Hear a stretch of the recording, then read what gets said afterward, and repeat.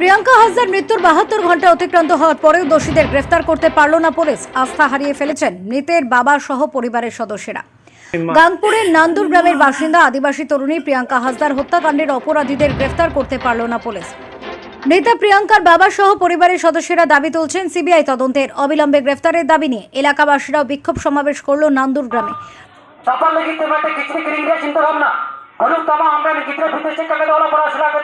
আমি যখন হলে চালা তখন তাহলে যেতে হতে দল দিয়ে নোয়া কি মেটেন ভাগে জিনিস পে করা যাতে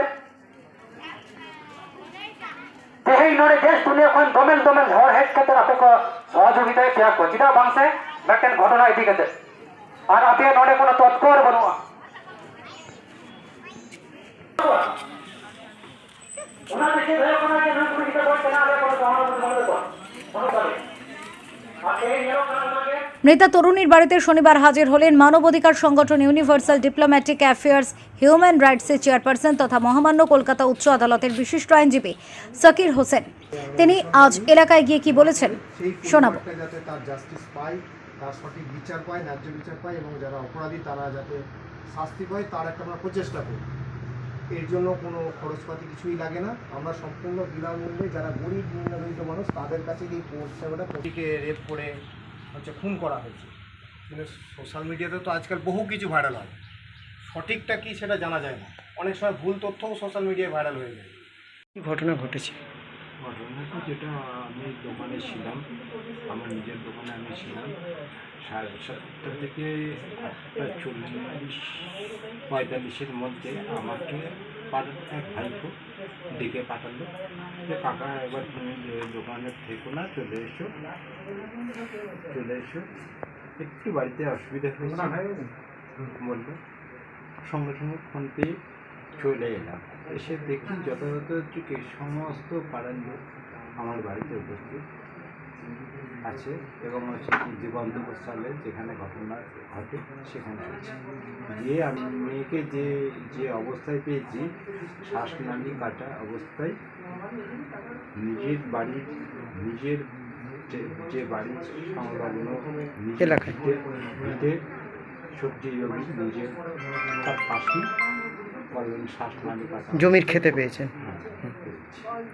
তো দেখে নিয়েই আমি সঙ্গে সঙ্গে অন্য কিছু করিনি, প্রশাসনকে কল করতে চেয়েছিলাম, যোগাযোগ করতে চেয়েছিলাম, কিন্তু আমি সঙ্গে সঙ্গে নিজের ফোন থেকে করতে পারিনি।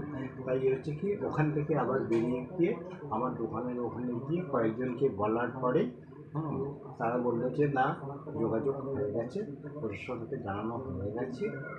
মেয়ে কি করতো? মেয়ে আপনার বিয়ে কমপ্লিট করে এমএ দর্শনে আমাদের বর্ধমান বর্ধমানে ইউনিভার্সিটিতে পড়তো। বর্ধমান ইউনিভার্সিটিতে দর্শন বিভাগে পড়তো।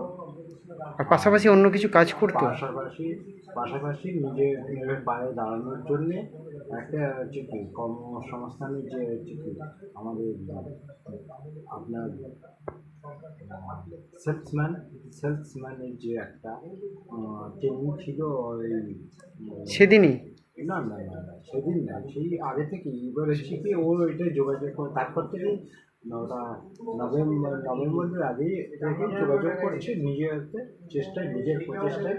সেলসম্যানের ওই আপনার বিভিন্ন মলে যে সেলসম্যানগুলো থাকে সেই মডেল হিসেবে নিযুক্ত হওয়ার জন্যে একটা ট্রেনিং নিয়েছিল এবং হচ্ছে কি সেটা ট্রেনিং নেওয়ার পরে ওদের ট্রেনিংয়ের পরে ব্যাঙ্গালোর বা আমাদের কলকাতা এই জায়গাগুলোতে ওদের হচ্ছে কি ঘটনার কারণটা কিছু বুঝতে পারছেন? না যে পারিবারিক কোনো ব্যাপার বা যেখানে কাজ করতো সেখান থেকে কি অনুমান কিছু করতে পেরেছেন? পুলিশ এতদিন মধ্যে কাউকে গ্রেপ্তার করেছে? না করতে পারেনি। পুলিশ কি বলছে? এখনো সময় চাইছে। নির্দিষ্ট ওরা যে একটা জিনিস পোস্টমর্টম রিপোর্ট পেয়েছেন? হ্যাঁ, পোস্টমর্টম রিপোর্টে কি বলেছে? পোস্টমর্টম রিপোর্টে আপনার হচ্ছে কি যেটা করেছে, যেটা শ্বাসরুদ্ধ করে সরাসরি একবারে মারা হয়েছে, খুন করা হয়েছে। পুলিশ তাতেও কিছু ধরতে পারিনি এখনো পর্যন্ত। এবার পুলিশের কাছে সমস্ত প্রমাণপত্র